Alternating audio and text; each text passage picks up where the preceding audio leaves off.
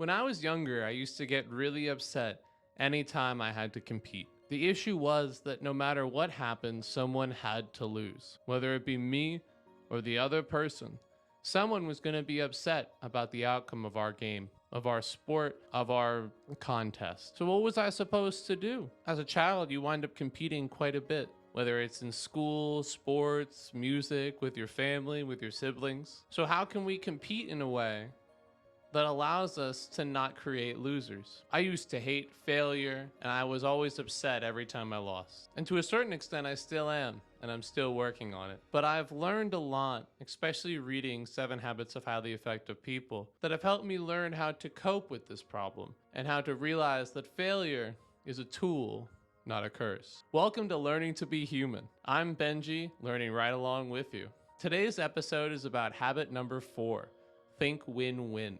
It's a really important habit that I don't believe is very natural for most people. What does it mean to think win-win? Well, first we'll have to go through all the different forms of thinking that Stephen Covey puts forth for us. He gives us 6 ideas of the different types of interaction you can have while competing with someone. So the first one is win-win, which means you will find a way, no matter what, for both parties to win. You'll work tirelessly through the night, and you will find a better path, a higher ground that is beyond what could have been solved with one party in mind or the other. While this approach is almost exactly what Covey is looking for, it's not quite right. The next object is win-lose, which is the same problem I was looking at earlier in this video. Every time I played a sport, there was a winner and there was a loser. Every time I joined a team, we either won or we lost. So how would it be that anyone can think win-win when you already believe that the idea of a loser is baked in to the concept of competing? Someone wins and someone loses. The third idea is called lose-win, which is a really interesting concept and one that I particularly fall victim to. And that is when you throw a competition, when you make sure someone else's needs are met before your own. That's lose-win. That means I lose so that you can win. A lot of people with this mindset have this moral high ground that what they're doing is better for society, when at the end all they're doing is creating personal resentment that will haunt them for the rest of their lives. And the 5th situation is called lose-lose.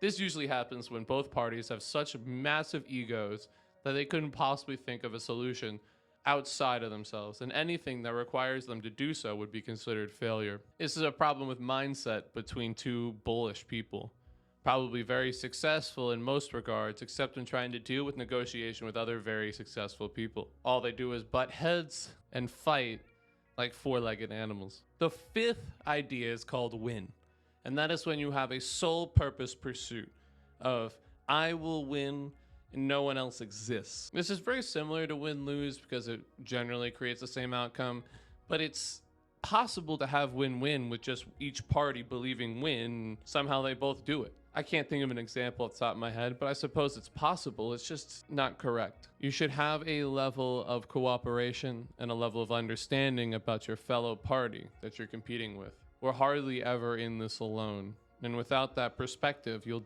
bound to make lots of mistakes. So the final one, and the one that Covey wants us all to embody, is called win-win or no deal. This takes the concept of win, builds it into win-win, and then builds it into win-win or no deal.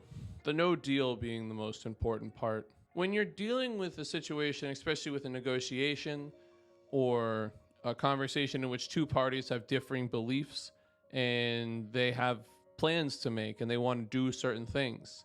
So how do we get to the agreement that we can both have fun and we can both enjoy ourselves while doing the things we want to? Well, the idea is that with win-win or no deal, the option of not going on the vacation is very possible. And if you don't go on the vacation, I see that as a lose-lose, but it also you get to save money, so who knows. But if you decide that that's a possibility, it makes it significantly easier to see both perspectives and make it work in a synergistic way.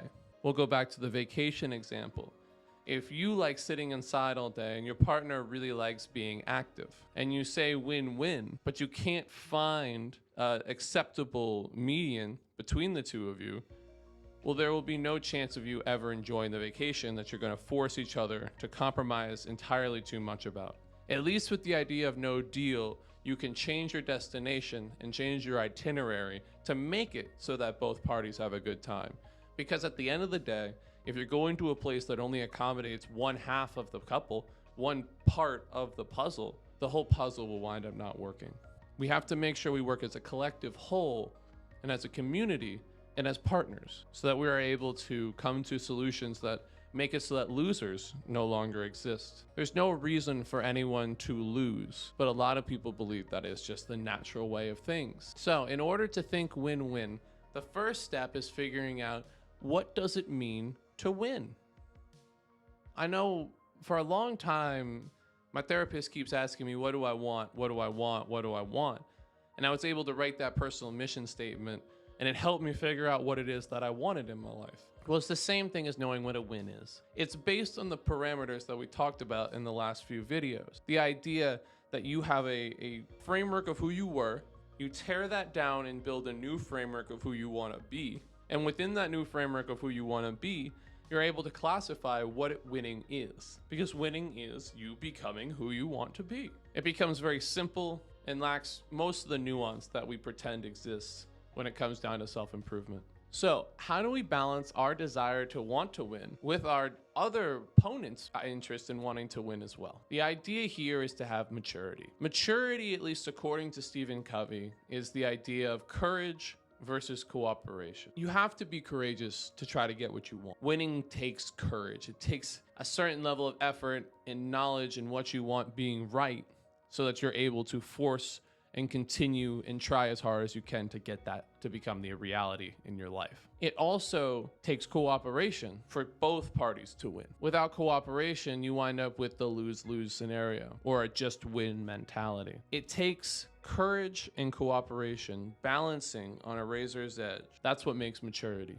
is having that nice balance of you knowing what you want and knowing that everyone else around you is an important autonomous individual that wants things as well. That's what being mature means. So how do we all see a collective future? How do we start changing society in a way where people stop initially believing in win, lose, win, win, lose, lose, lose?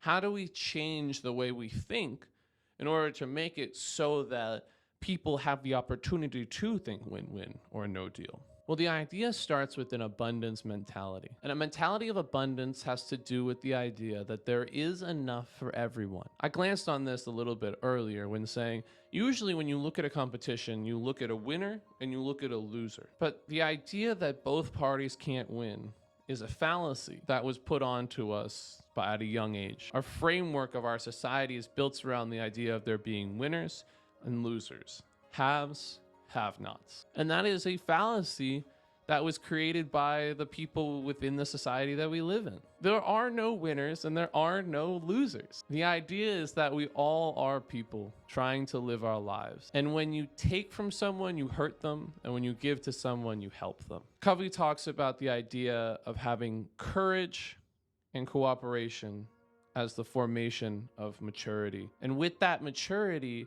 we can start understanding that our world is abundant, that we are not starved for the purpose in our life. We're not starved for a win. We're starved for connection, and we're starved for a better future. And with this abundance mentality, maybe we can start understanding that life is not a competition. We look at social media, we look at the news, we look at the world, and we see people doing better than us. And we say, that person's winning and I'm losing. But that's just not true. Everyone has their own situation and their own ideas of what it means to win. So you can't tell someone else if they're winning the same way someone else can't tell you if you're losing. You decide that for yourself. A mentality of abundance leads us all to being better people. More maturity leads us all to being better people. Understanding who you are makes us all better people. So I'll leave you on that note.